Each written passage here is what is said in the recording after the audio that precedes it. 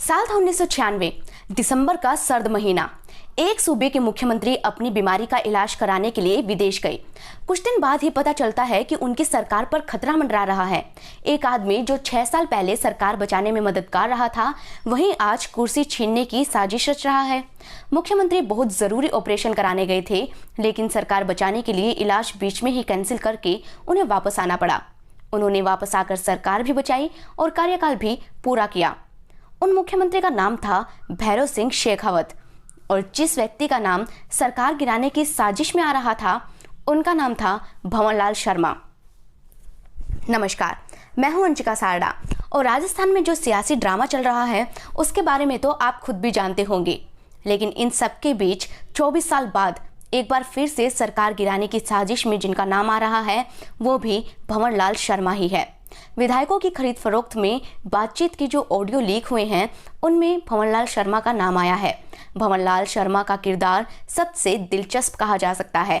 पिछले 30 साल में जब भी सरकार पर संकट आता है तो इनका नाम जरूर आता है। तभी तो सीएम अशोक गहलोत ने भी 16 जुलाई को एक बयान में कहा था कि एक व्यक्ति 5 बार सरकार गिराने की कोशिश कर चुका है और हर बार असफल रहा है। ऐसे में जानना दिलचस्प होगा कि भंवरलाल शर्मा आखिर है कौन। चूरू जिले की एक विधानसभा सीट है जिसका नाम है सरदार शहर। भंवरलाल शर्मा यहीं से विधायक है। अब तक वो 7 बार चुने जा चुके हैं। इस समय राजस्थान की विधानसभा में वो सबसे उम्रदराज विधायक हैं। सबसे पहले साल 1985 में लोकदल के टिकट पर वो जीते थे। इससे पहले वो सरपंच और प्रधान भी रह चुके थे।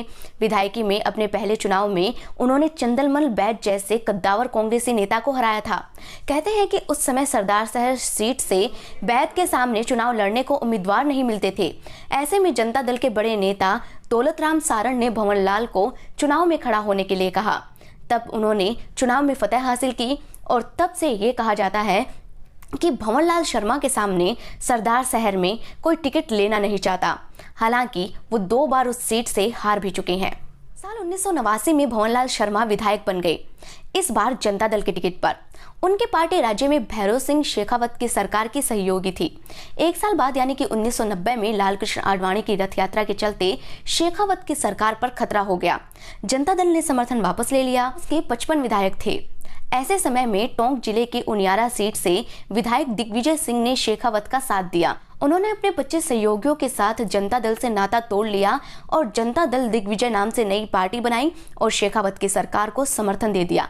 दिग्विजय सिंह के 25 सहयोगियों में एक भंवरलाल शर्मा भी थे। शेखावत ने सहयोग का इनाम उन्हें दिया और उन्हें मंत्री बना दिया, और भंवरलाल शर्मा पहली बार या यूं कहे कि शायद आखिरी बार मंत्री बन गए। इसके बाद वो कभी मंत्री नहीं बन पाए हैं। अब बात आ जाती है वहां पर जहां से हमने ये कहानी शुरू की थी, यानी कि दिसंबर का महीना और साल 1996। उस समय भैरव सिंह शेखावत ने जोड़ तोड़ करके ही सरकार बनाई थी। इसमें 6 विधायक जनता दल के थे और 15 निर्दलीय थे। हार्ट के ऑपरेशन के लिए शेखावत को अमेरिका जाना पड़ा। उन्होंने कामकाज वरिष्ठ नेताओं के सहारे सौंप दिया। वरिष्ठ पत्रकार नारायण बारिट ने बताया कि ऐसे समय में भंवरलाल शर्मा सरकार गिराने की योजना बनाने में जुट गए। उन्होंने गहलोत से भी इस बारे में संपर्क किया, लेकिन अशोक गहलोत ने साफ मना कर दिया और कहा कि कांग्रेस इन सब में शामिल नहीं होगी।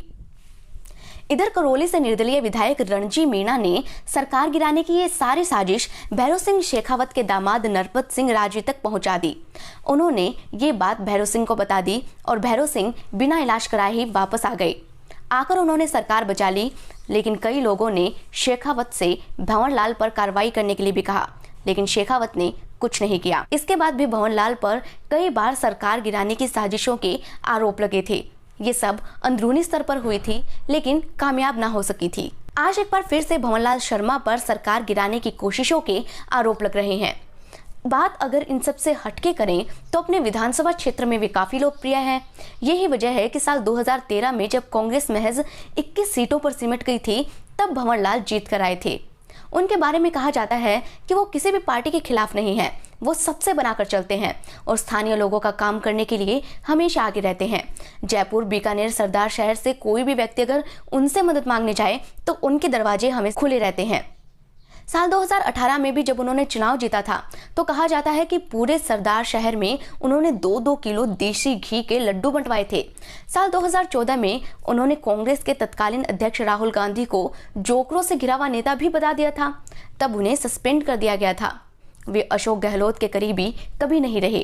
कहा जाता है कि पिछले विधानसभा चुनाव में भी गहलोत उन्हें टिकट नहीं देना चाहते थे, लेकिन भंवरलाल शर्मा ने सचिन पायलट के कैंप में अपनी जगह बना ली थी और विधानसभा चुनाव का टिकट ले लिया और इस सीट से जीत भी गए। अब अशोक गहलोत जब साल 2018 में फिर से सत्ता में आए हैं तो भंवरलाल का नाम उनके लिए फिर से मुसीबत खड़ी कर रहा है। वैसे भंवर नाम की भी अपनी ही एक माया है। पानी में जब भी पड़ता है तो उसकी चपेट में आने वाला बच नहीं पाता और रेतीली धरती पर या फिर यूं कहें कि राजस्थान की सियासत में अब जो भंवर पड़ रहा है उससे तो पूरा भारत अब वाकिफ हो चुका है। राजस्थान में जबरदस्त सियासी भूचाल मचा है। सरकार तो अशोक गहलोत के बस में है, लेकिन फिर भी वो बेबस है। बहरहाल अब देखना यह है कि ऊंट किस करवट बैठता है। रिपोर्ट में फैक्ट्स थे ललन टॉप के। इस वीडियो में आप मुझे देख रहे हैं। इस वीडियो को अगर आप फेसबुक पेज पर देख रहे हैं और अगर आपको ये पसंद आया हो तो पेज को लाइक करें और यूट्यूब पर देख रहे हैं तो चैनल को सब्सक्राइब करें। धन्यवाद।